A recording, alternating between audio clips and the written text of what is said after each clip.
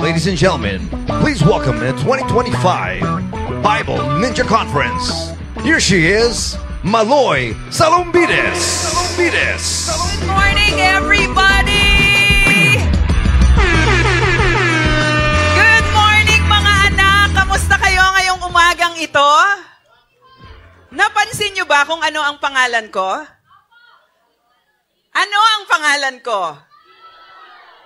Maloy, 'di ba? Tuwang-tuwa ako kasi dati hirap na hirap ang mga tao na maalala ang pangalan ko. Pero nung sumikat si Bini Maloy, wow, palagi na akong napapagkamalan. Ginang Maloy na po ako ngayon, hindi na ako Bini.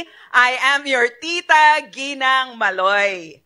Let me begin. Uy, andito ka na naman. Parang araw-araw nagkikita tayo, no? Pastor, yan. May kwento ako sa inyo. Minsan, merong nagpag-grab sa bahay namin ng pagkain. Pagkatapos, sabi ng grab driver, wow, kay Maloy po? Dito po ba nakatira si Maloy? Sabi niya, paborito po siya ng anak ko na 7 years old. Tapos sabi ng friend ko, 7 years old? Nakikinig sa 702 DZAS? Kasi syempre, because of the generational gap, yung aking friend na kaidaran ko, actually 10 years older siya sa akin, hindi niya kilala si Bini Maloy. Ang kilala niya, si Ginang Maloy. How are you all doing today? Lahat ng buhay, magsabi ng Yay! Pastor A, tinatawag ka nila. Taasan mo daw ang iyong score sa mga nag-join ng Bible quiz kanina. You know, physically, I am very tired because this week has been really, really crazy. Pumunta kami sa Senado, kahapon nandun kami sa Inare Sports for National Day of Prayer and Fasting. We've been going to different interviews in media, iba-iba. Because maraming mga kananayan, katatayan, at mga kabataan na gaya ninyo, alalang-alala kami dito sa isinusulong sa Senate na SB 19, hindi sila STEL, SB 1979. Can you say that with me? SB 1979. It's a bill that is being pushed in the Senate right now, in Congress right now, that seems to address, at first glance, if you look at the title, it will aim to address teenage pregnancy.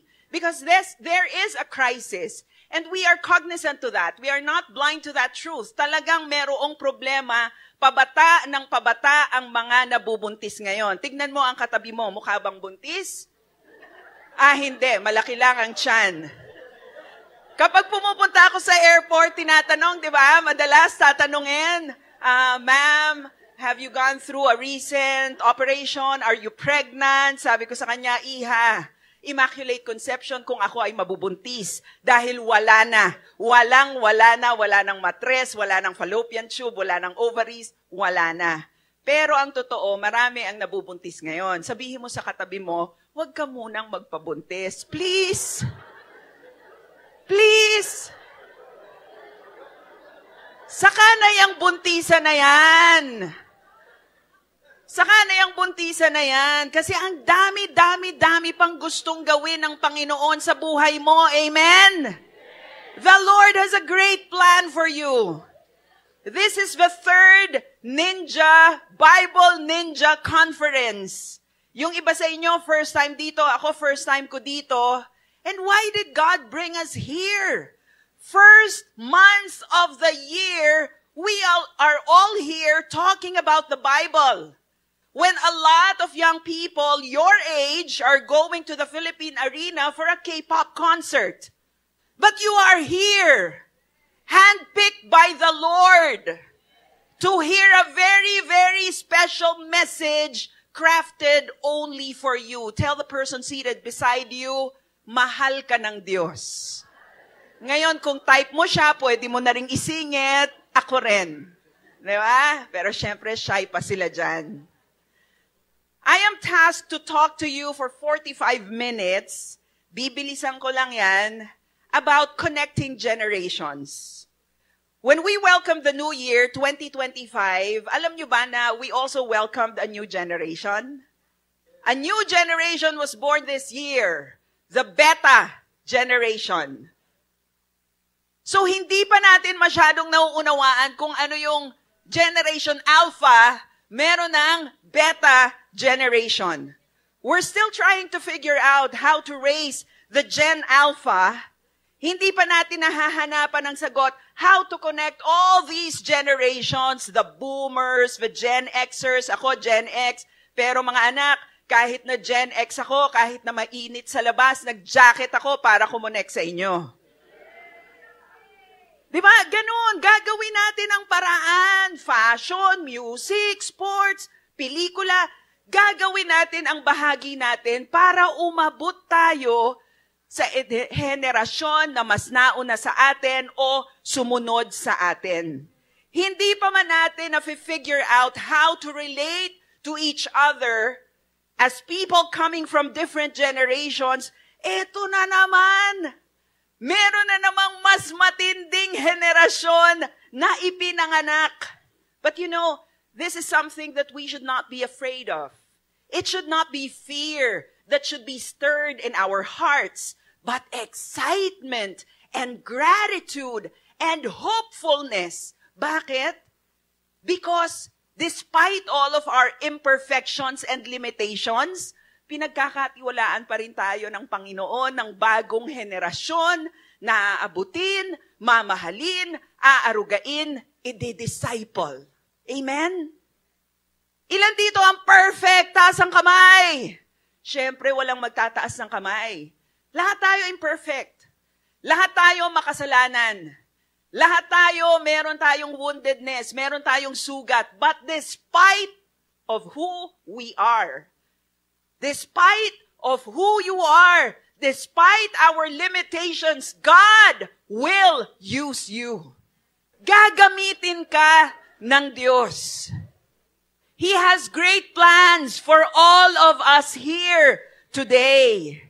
Kahit pa meron kang struggle with your mental health, kahit pa meron kang struggle with your identity, even if you're struggling with your grades, God will use you. Are you willing to be used by God? That is the big, big question. Ilan sa atin dito sugatan? You know, the Lord wants to use us. But unless we allow Him to heal us back to wholeness, there will always be something holding us back to give our fullest to Him. Kaya maraming mga kabataan at marami sa atin, kahit kaming katandaan, marami sa atin ineffective when it comes to occupying the land because we have too many secrets and too many wounds. Ilan sa inyo may problema sa magulang ninyo? Wala naman sila dito, kaya kung may problema ka, taas mo ang kamay. Okay lang, naiintindihan ko. Mga anak ko, may problema rin sa akin. Taas nyo kamay nyo. Kung meron kayong problema, natatakot sila, nakaganyan, no? Yung iba nakaganyan, no? Ilan sa inyo may problema sa magulang? Sa mga mas nakatatanda sa inyo, pwedeng hindi magulang, may problema sa pastor nyo, merong problema sa teacher nyo, merong problema sa mga authorities, di ba? Ilan ang may problema? Ako lang. Ayan, meron tayong 10 honest dito sa conference na ito. Praise God! Alam niyo, I used to have a problem with my father. Growing up, ang naaalala ko sa kanya, yung kanyang pagmamajong doon sa Pandakan. Kasi may mga kamag-anak kami sa Pandakan. And every weekend, we would go there, spend time with my cousins and our relatives there. Hindi namin nakakabonding si tatay. Ang kabonding ng tatay ko, yung mga kumpare niya, tapos nagmamajong sila. Alam niyo ba yung majong? Alam niyo yung majong? Okay. Pag uuwi na kami sa Parañaque, sasabihin ng nanay namin, tawagin na ninyo ang tatay ninyo. So, yan, kikita namin si tatay, naghihimas ng mga tiles. Ano nga tawag doon sa mga pitsa? Naghihimas ng mga pitsa, tapos busy siya. So we would always wait for him, finish his mahjong with his friends. Ang naaalala ko sa kanya, yung kanyang pagsasabong. Merong isang umaga, nagising kami. merong naghuhuramentado, ang nanay ko, at ang kanyang sinisigaw. Tapos, ang ingay talaga, ang ingay.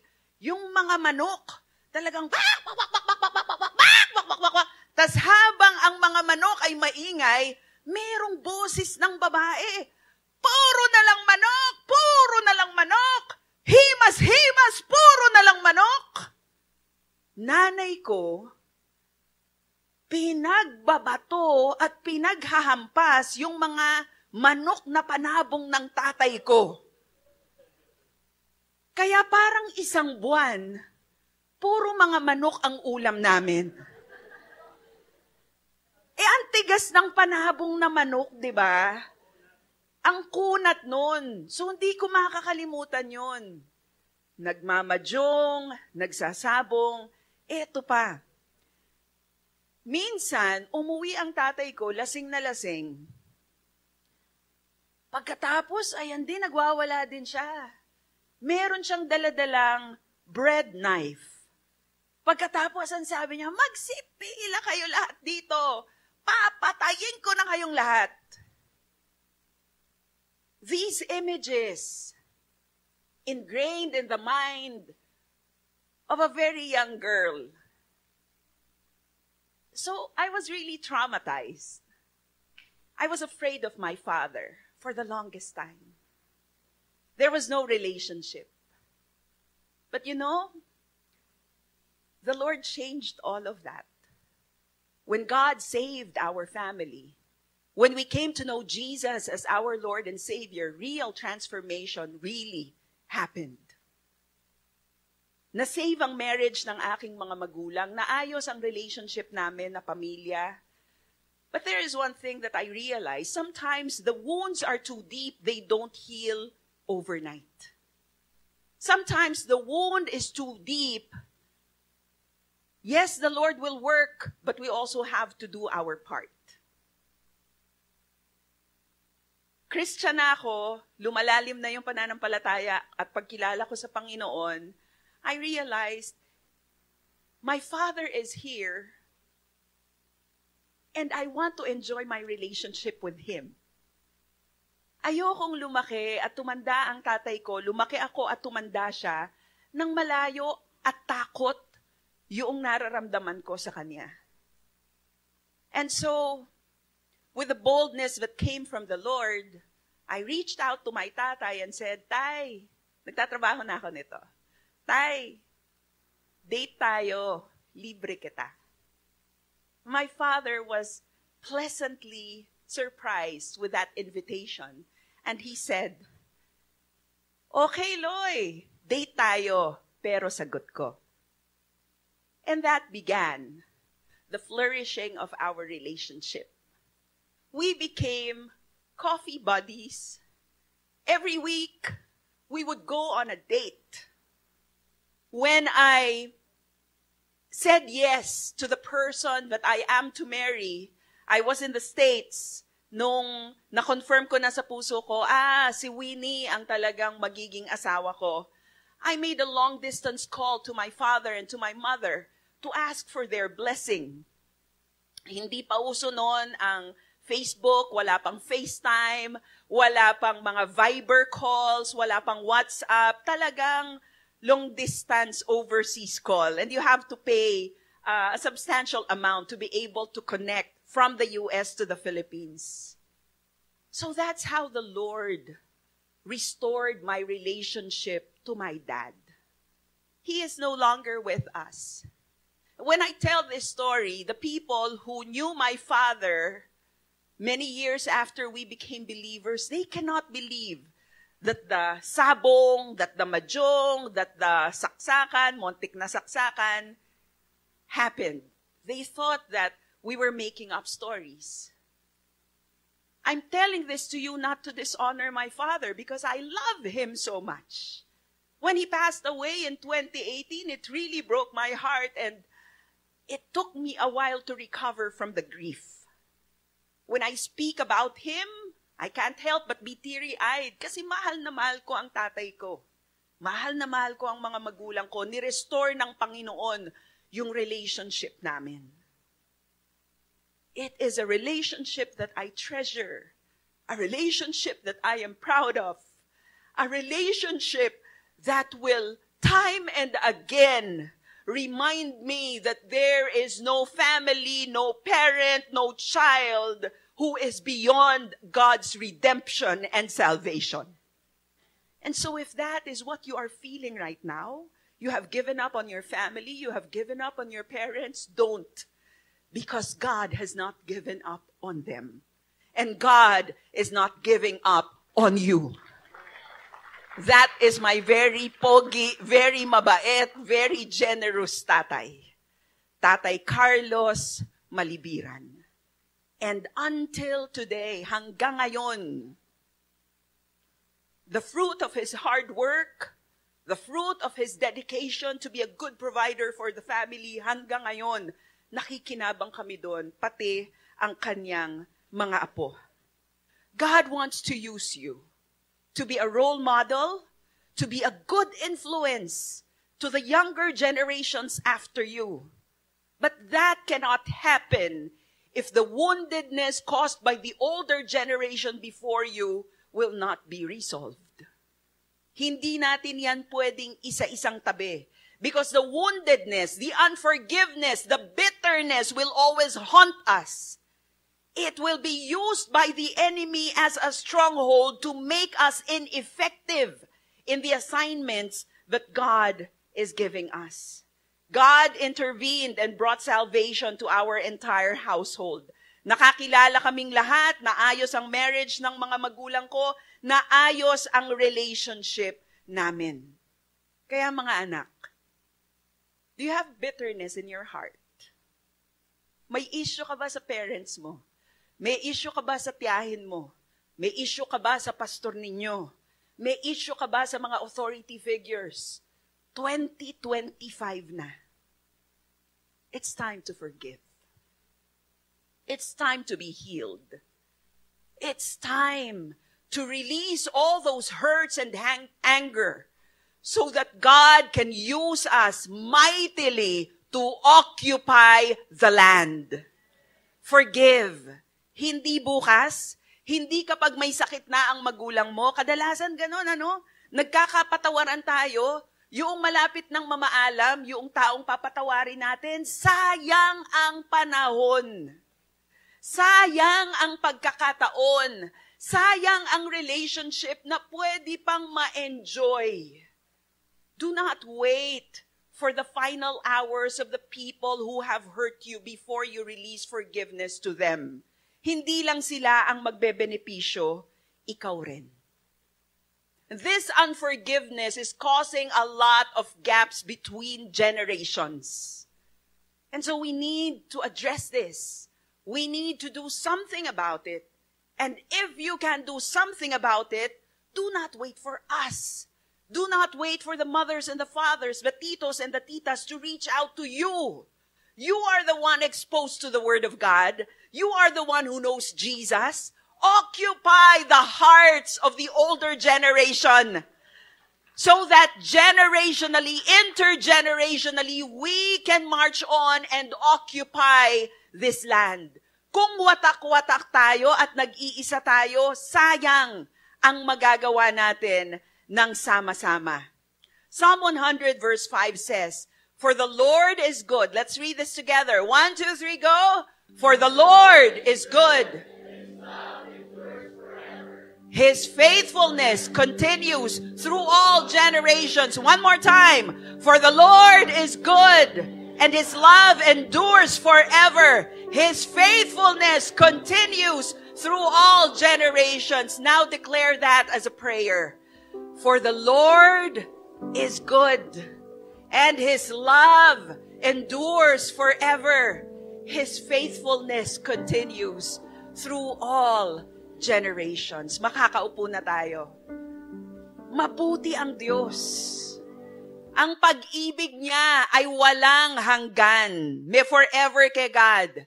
Ang katapatan niya ay hindi lang para sa henerasyon mo o henerasyon ng mga magulang mo. Ang katapatan niya ay para sa lahat ng henerasyon. But you see, pair this with another verse, John 10:10. What does that say?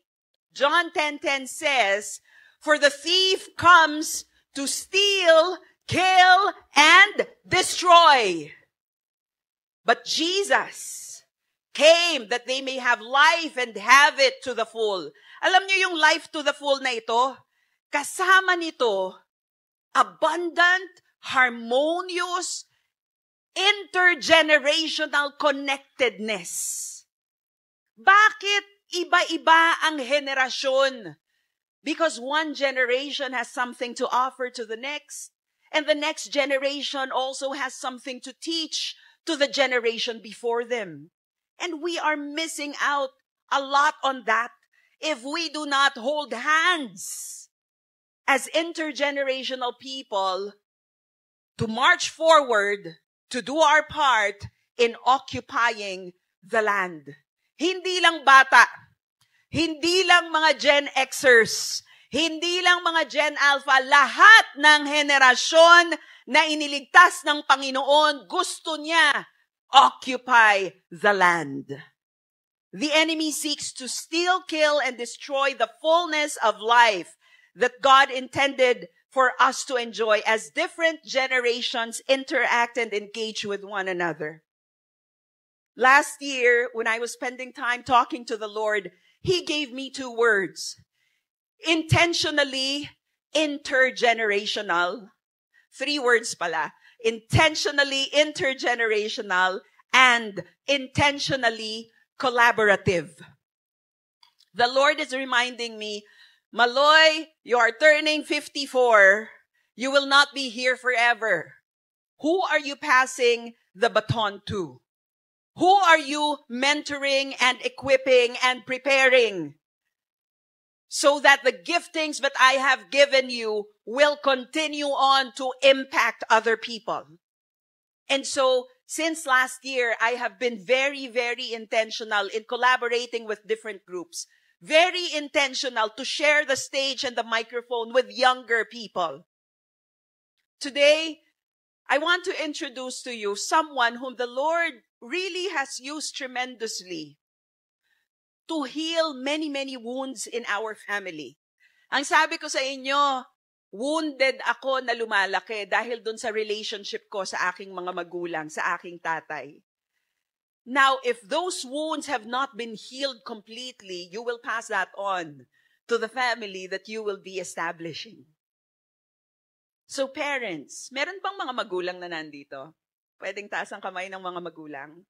Parents, if we are not intentional about it, or if we are not conscious about it, our children will suffer from our woundedness. And so we need to be healed. We need to be healed for their sake and for their generation's sake. So yung woundedness ko, matagal na akong mananampalataya, pero meron pa ring woundedness. Kaya inilagay kami ng Panginoon sa isang pressure cooker. Nagkaroon ng sakit ang anak ko. And because of that illness, because of that condition, the whole family had to face it, and the whole family had to call on to the Lord, and that began breakthroughs upon breakthroughs in our family. So I'd like to share the stage right now with my eldest daughter, Bea Salumbides, to share our journey as a family from her perspective. Hello, good morning everyone. Good morning sa mga Bible Ninja na nandito. Hello po sa inyong lahat. Hello Mama, Ginang Maloy, Bini Maloy. Hey. Mama Loy, yes. Hi. Hello po. Para po kami mga bagong gising, hi, hello. Bagong gising talaga kami. Opo. Kasi nga, puyat na puyat. Marami kaming ginagawa. So, Bea, would you share with us, di ba? Isa sa mga parang naging rallying verses natin last year when you got really, really sick was John 10:10. The thief comes only to steal, kill, and destroy. I have come that they may have life and have it to the full. Would you share with them what we went through as a family in 2023? 2025 na pala ngayon eh. So, noong 2023 po, after kong manggaling sa ministry week ng aming school where we partner with a local church sa isang province, we go there, we do yung mga activities nila such as worship leading, helping sa street evangelism, house-to-house prayers, ganun po, ay nagkaroon po ako ng sakit. And that happened. It started na ako po ay nagsusuka po noon. And it happened every single month to the point na I had to be brought na po to the hospital and I was confined every month. And at first, akala namin it's related to stress, it's related to yung food. Diba po, pag nagsusuka, usually sa food-related yon. But it turned out na yung condition ko na cyclical vomiting syndrome is idiopathic, which means hindi nila alam kung ano ba yung talagang cause nun. Kaya, hindi din po nila siya matreat. So, long story short, labas-masok kami sa ospital. Hindi lang po funds ang nadideplete sa amin, pati yung lakas ko. But I'm thankful na yung pananampalataya ko po, hindi po na lesson yun, kundi mas naging stronger pa siya. Kasi po, at that point na hindi na namin alam ano pang prayer ang ipipray, ano pang help ang i-ask namin, sino pa bang tatawagin namin, si God lang po talaga ang pinanghawakan namin during that time. Mm-hmm.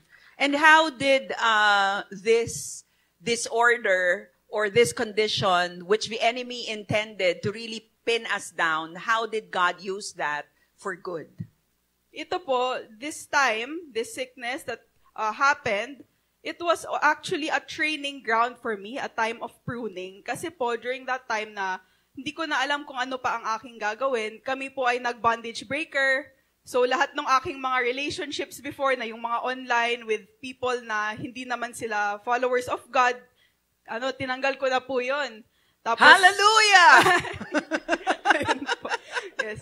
Tinanggal ko kasi po yun, kahit ano pang sabi ng parents sa akin, kahit ano pang sermon, ayoko kasi pinangahawakan ko talaga. But then I realized na mali siya.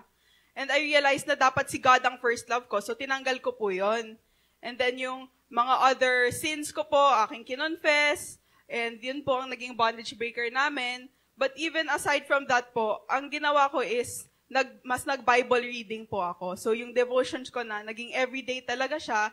And hindi lang isang Bible yung binabasa ko, may ESV, tapos may NLT, and then may YouVersion pa. Kasi po I was really seeking God that time. So yun po ang naging way ni God to really speak to me, to prepare me para sa aking ministry ngayon, and ministry po ng buong family. And really, hindi pala punishment yung ginawa ni God sa akin, kundi training, kundi pruning pala. That is something that I'd like to underline and emphasize. Many times when we go through very difficult seasons in our lives, ang pakiramdam natin, pinaparusahan tayo ng Diyos, di ba? Tingnan mo yung katabi mo, mukha bang pinaparusahan siya ni God ngayon? Hindi naman, di ba? Pero ayun nga, ang gandang perspective nun. Yung mga pinagdaraanan nating mahirap, mga challenge na pinagdaraanan natin, hindi siya parusa. Hindi siya parusa. Pruning ito at training ground sa atin ng Panginoon. And Bea, yung pagbabasa mo, why did you have to read different versions of the same text or the same verse in different versions? Kasi ang Bible pala, like we learned, nandito po yung hermeneutics professor ko, si Pastor Eric. Di ko alam, nandito pala siya. Ayun, Messiah nandito siya sa College, harap. go! So, ayun po. So, natutunan ko po sa class niya and even sa ministry po, na yung Bible, kahit it's one word of God, mayroon different versions and it helps for us to understand when we choose yung version na is right for us. Kasi kunwari po, babasa ako ng King James Version, sobrang lalim, di ba? Yung English ay parang hindi ko na magets.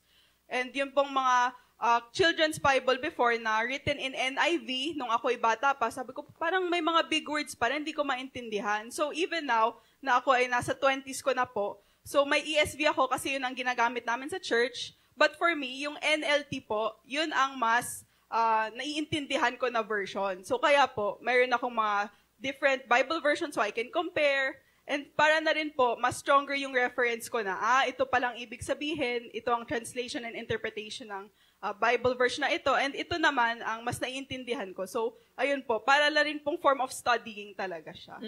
Pagkatapos, yung pagkakasakit niya ng 2023, no? Hindi lang yon yung naging challenge ng family namin. Actually, the season of really pruning began in 2018. Kasi nung 2018, namatay ang nanay at tatay ko, halos magkasunod, 4 months apart. Biglaan yon. Yung talagang out of the blue, ang saya-saya namin, New Year, pagdating ng January, may sakit na si nanay, stage 4 cancer, and then she passed on in May, after 4 months, tatay ko naman. So, ang bigat talaga.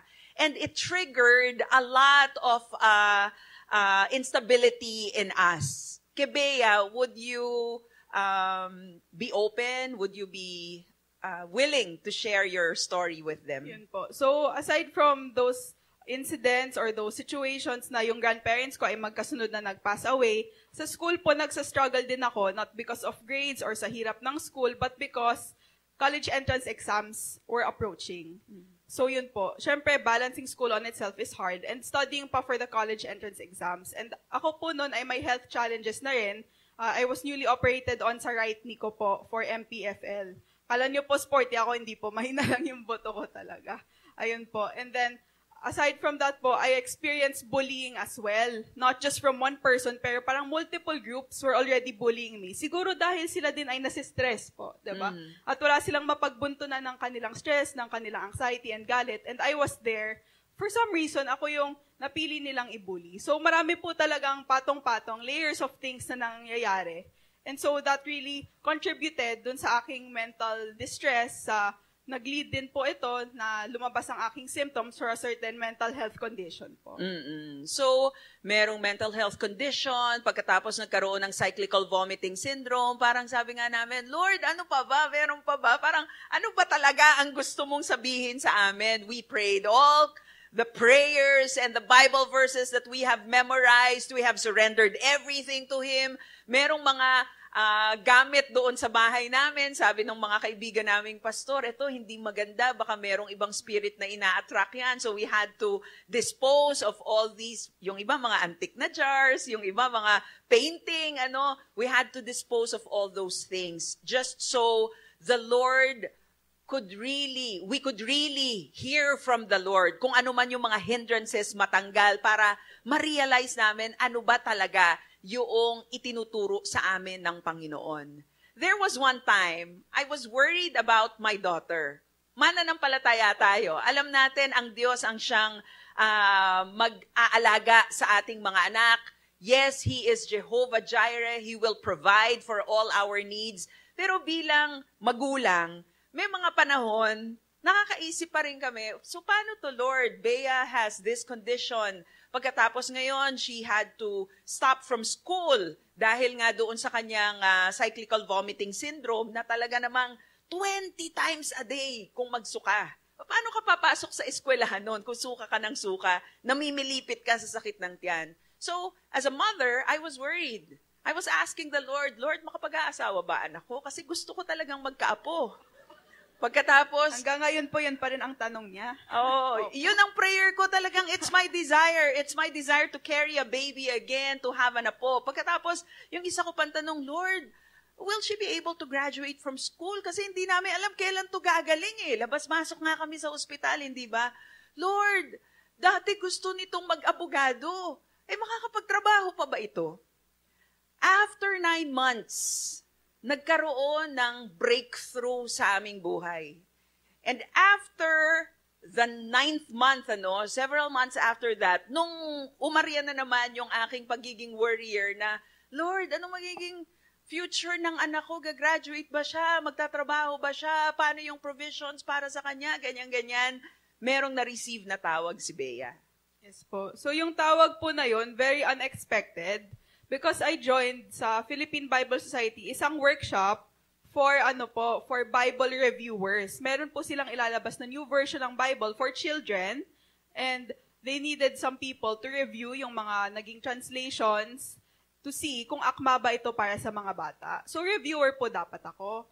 And a few months after the workshop, they called me saying, we need a translator to join our team. Well, firstly po, sa reviewers pa lang actually, hindi na ako qualified based on yung requirements nila because they are looking for yung mga graduates na po ng college, yung may mga bachelor's degree. But I was invited by yung General Secretary to join. So when I said that, si General Secretary pa lang, sige, pasok ka na. Ganun po. So favor talaga siya ni God. And aside from that po, when I was called to be a translator, ako po ang pinakabata sa team.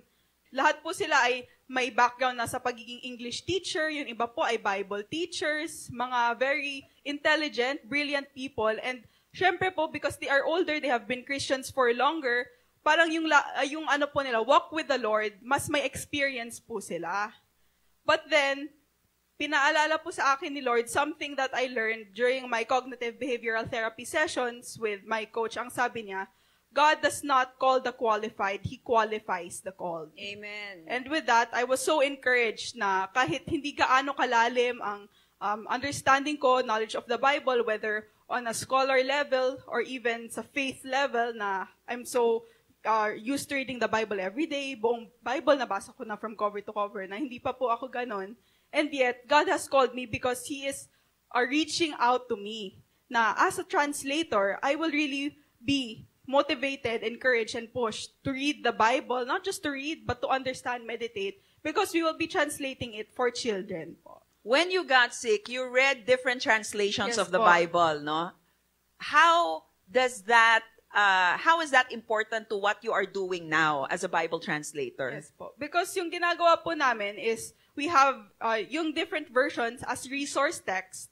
Yung pinaka-main version po na sinusundan namin is NRSV, and from that, we have other translations like CEV, NLT, ESV, and others pa po, GNTD, and even yung mga Pinoy translations and Filipino translations like Magandang Balita, Pinoy version, and we compare it through the different versions that have already been rendered. We think, no, and we process, how can we translate this in a way na maiintindihan ng mga children, Filipino children, ages 8 to 12. Kasi po yung existing versions, kahit nga po meron ng children's version, or not really children's version, but Bible na intended for children, it is still not in the translation na in their everyday language, or in the language na kanilang talagang ginagamit and naiintindihan. And that's why po, it's important na we create this or really render this translation for Filipino children. So yun po. Tinanong ko yun kay Bea kasi nga nakwento niya sa atin, di ba? Nung panahon na may sakit siya, nagbabasa siya ng Bible, iba-ibang versions. Not knowing that several months after that, the Lord will use it doon sa ibibigay na trabaho sa kanya. Hindi pa nakaka-graduate si Bea hanggang ngayon. Lord willing, she will graduate in By June po. June. Pero yung fear ng puso ko, Lord, mag-graduate ba anak ko? Lord, magtatrabaho ba ang anak ko? Hindi pa graduate, may trabaho na. Hindi pa graduate, nakaranas na kami ng panlilibre niya. Praise the Lord. Ganon ang Panginoon. Hindi masama na magtanong ka sa Diyos. Sometimes we keep our questions and our fears to ourselves, thinking, naku, baka sabihin nila, hindi ako spiritual. Pero lahat ng anxieties natin, lahat ng worries natin, pwede mo yang isuko sa Diyos. At ang Diyos ay kumikilos, ang Diyos ay sumasagot, ang Diyos ang siyang mag-aalaga sa atin. Would you tell that to your seatmate? Sabihin mo, aalagaan ka ni God. Kahit pa wala kang boyfriend o girlfriend, mas sweet si God.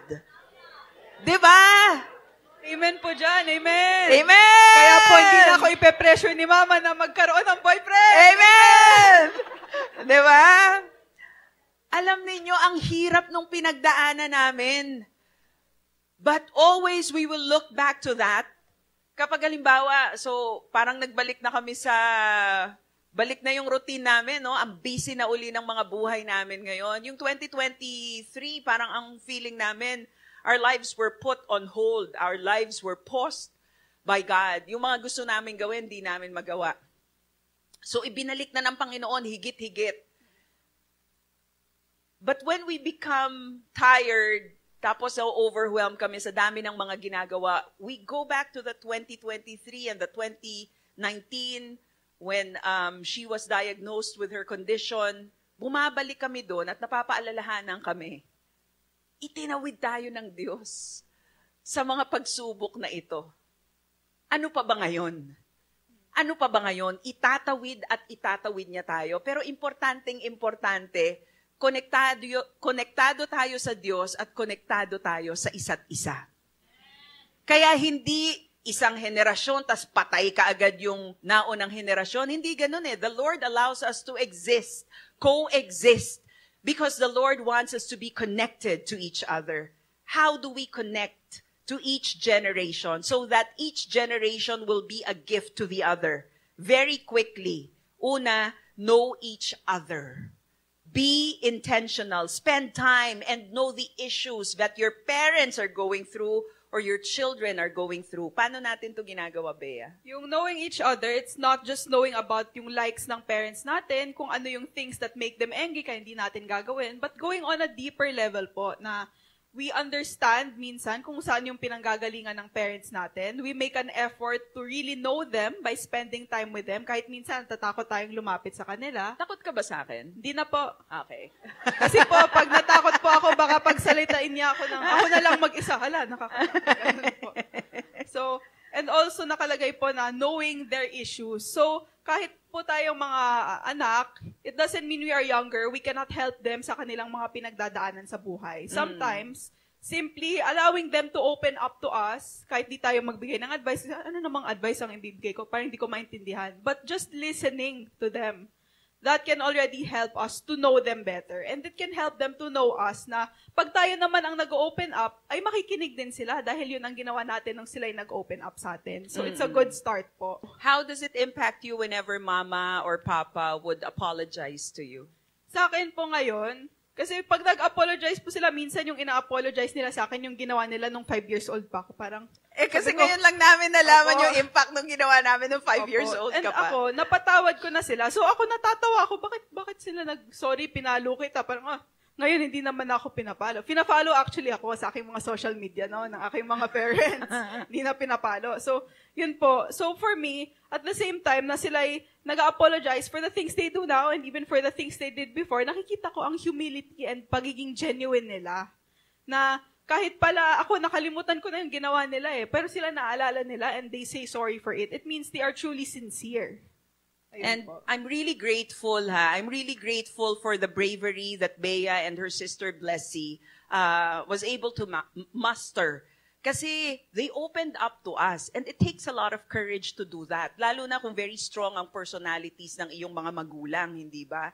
Ang magulang nila, isang abogado, pagkatapos isang broadcaster. So, bilang anak, 'di ba? Tapos ang tingin ng mga tao sa family namin parang kay saya-sayang tahanan, 'di ba? Kasi ang program namin sa radyo masayang tahanan. So, para sa kanila to open up to us, that is God's grace. God's grace talaga. Kaya thank you, anak.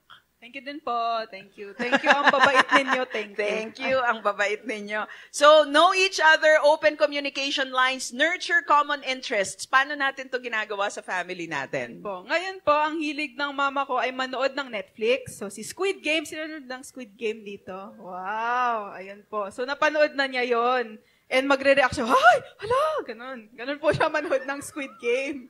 Ayun po. So, common interest. Ako po, kahit hindi ako ganun mag-react sa mga movies, kaya minsan, "Hala, bakit siya ganun?" Nagagano na din ako kasi para mas mapalapit ako sa kanya, di ba? Para mas mag-relate kami. Ayun po, common interest. Si Papa naman, chess po ang hilig niya. So, dati, online chess siya. And sometimes 3 a.m. na siya natutulog. Yung iba 3 a.m. natutulog kasi gumagawa ng schoolwork. Yung iba 3 a.m. natutulog kasi may kausap. Siya po, nag-chess. Ayun. Kaya ang dahilan kung ba't siya napupuyat before. And ako naman po, sabi ko, ayokong mag-chess kasi parang masyadong pang matalino yung chess. Parang hindi ko siya mag-gets. Ang daming mga opening moves. Grabe, parang may books about chess na puro moves lang ang nakalagay doon. Ganun po. And ang ginawa ko po noon, hindi lang dahil pinilit ako ng dad ko kasi sabi niya, pag naglaro tayo ng chess, kahit matalo ka, bibigyan kita ng 50 pesos. Ganon. Pag nanalo ka, 100 pesos. Pag nag-tie tayo, wala. Ay, sabi ko, ba't ganon? Mas mahirap nga mag-tie sa chess kaysa, di ba po, manalo-matalo, ganon po. Pero yun nga, manalo-matalo, cute pa rin ako, ganon. Yan. So, ayun po. Pero So, yung po. yung common interest na nurture namin, isa sa mga bonding activities naming pamilya, music talaga. We all serve in the worship team sa aming simbahan, Green Hills Christian Fellowship. Nag-start yon sa husband ko, nagda-drum siya, no? Drummer boy yan. Pagkatapos, unang-unang ministry ko talaga sa church yung sa praise and worship. Sabi ko masyado na ako matanda para sa praise and worship. Pero ibinalik ako ng Panginoon doon. Tapos, yung mga bata, nung nakikita nila si mama at si papa nagsiserve na sa music team, nag-join na rin sila. Kaya ang tawag nila sa amin, Von Trapp Family Singers. Yan.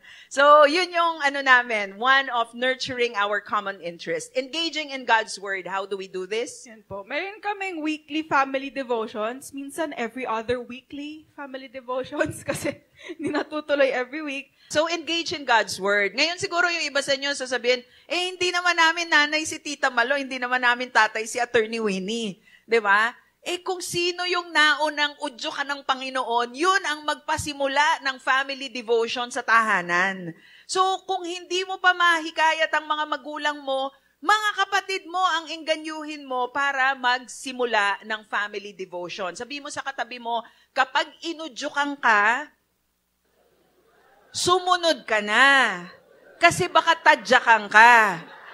Kapag hindi ka sumunod, di ba? Kapag inudyukan ka na ng Holy Spirit ngayon, abay, sunod na kaagad.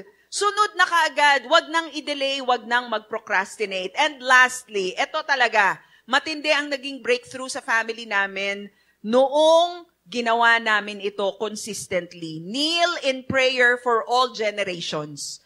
Kneel in prayer for all generations to be connected to God and to one another. Meron tayong online prayer group. Yes po. Meron kaming Lord Heal Our Land prayer group throughout all days of the week except Sunday po yun, di ba po? Ayan. And ang ginagawa, we pray for the country, we pray for yung mga current issues, not just sa country but even in the world, throughout the world. And meron din pong portion doon na you will give your prayer request sa comment section and we will be praying for it po isa-isa. Or at least as the time allows. And we want to encourage more younger people to participate because one is never too young to be an intercessor. Habang bata pa, matuto ng manalangin. Habang bata pa, kumapit na sa Diyos at tumawag na sa Diyos sa pananalangin. Ang prayer ministry ay hindi lang para sa mga seniors.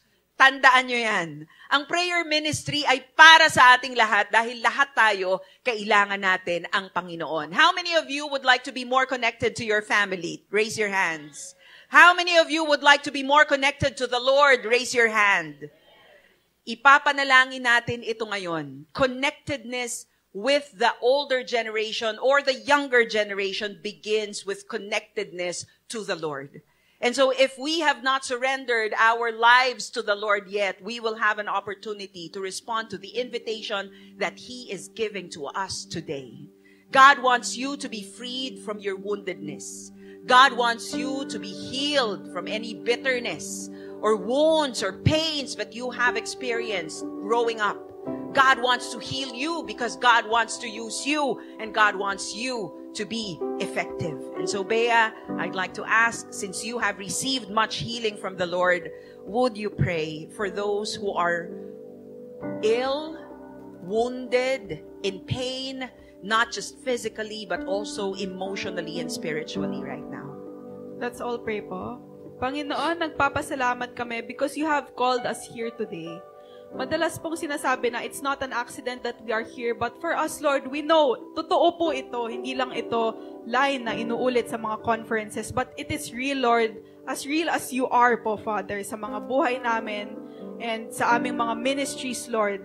And pati na rin po, when we are down, when we feel sick, whether it's physically, emotionally, mentally, in other aspects, we know, Lord, na it is not beyond you to use us, Father. Yes, God. Na you work mightily through us, even in our weakness, Lord, na people can see your strength in the way na kami ay nananampalataya sa inyo, in the way we cling on to you, and even in the moments we doubt, Lord, they see you because they see you reaching out to us.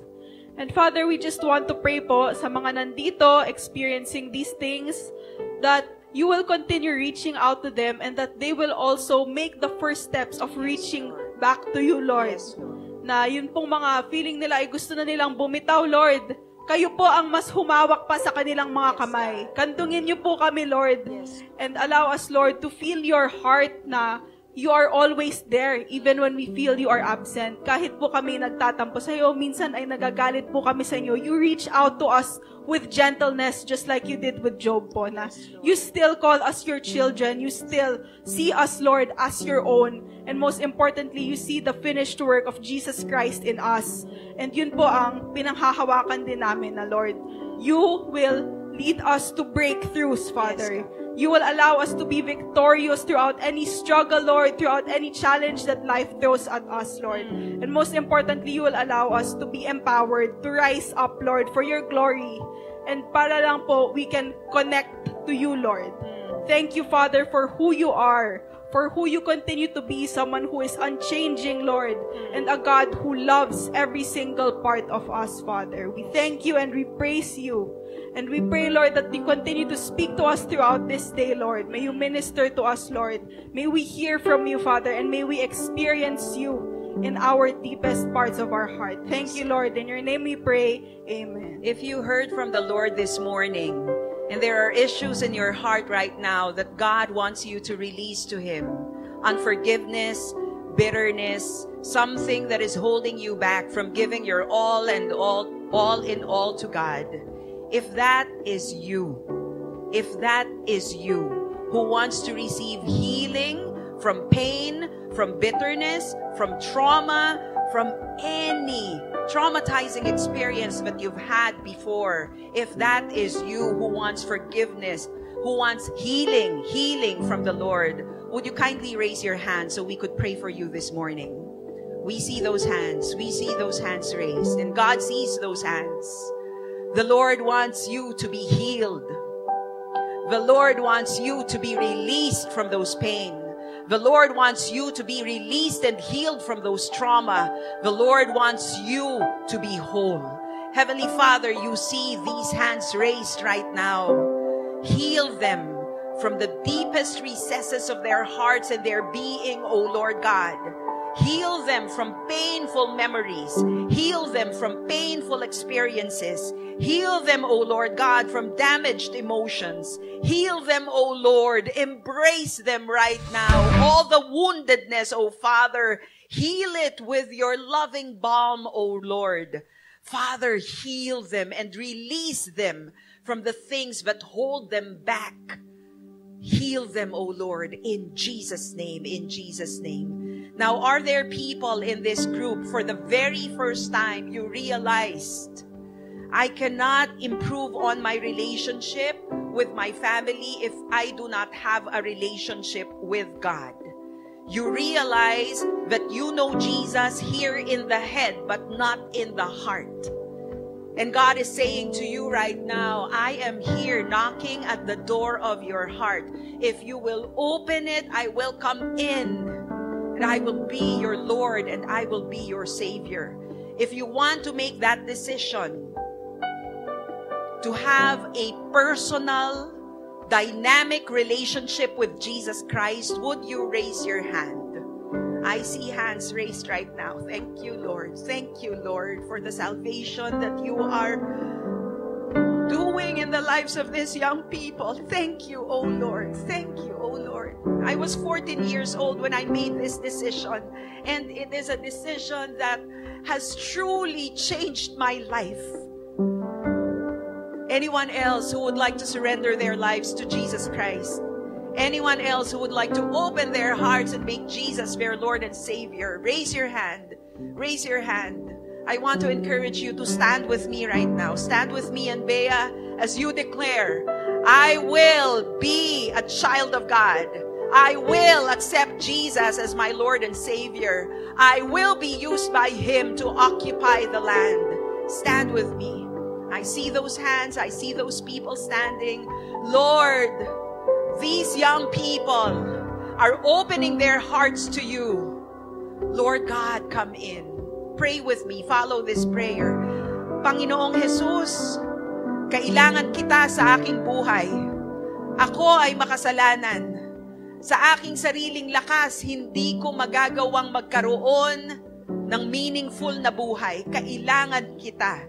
And today, I make that most important decision. I receive you as my Lord and my Savior. Be my master. Be the one to take full control of my life. Lord, I am yours. I love you. In Jesus' name I pray. Amen. Shall we all rise as we close in prayer? Heavenly Father, you see the different generations represented here today. There are Gen Xers, perhaps some boomers. There are a lot of Gen Zs, millennials. There are some from the Alpha generation. Lord, I pray that you will break the barriers in the name of Jesus. Break the walls, O Lord God. Let each generation reach out to the other. May we be a gift, O Lord God, to the generation before us and after us. Lord God, we rebuke the schemes of the enemy to steal, kill, and destroy. In the name of Jesus, we stand by our authority, O Lord God. We are victorious, and no weapon formed against all the generations here will prosper. Lord, we receive the abundant and full life that you promise those who believe in you. This abundant and full life will be enjoyed by all the generations who are here today. Lord, we are yours, and we will follow you. We will follow you in occupying the land, occupying the Philippines, so that your rule will shine and it will be evident in our nation. We pray this in the name of Jesus. Amen. Amen.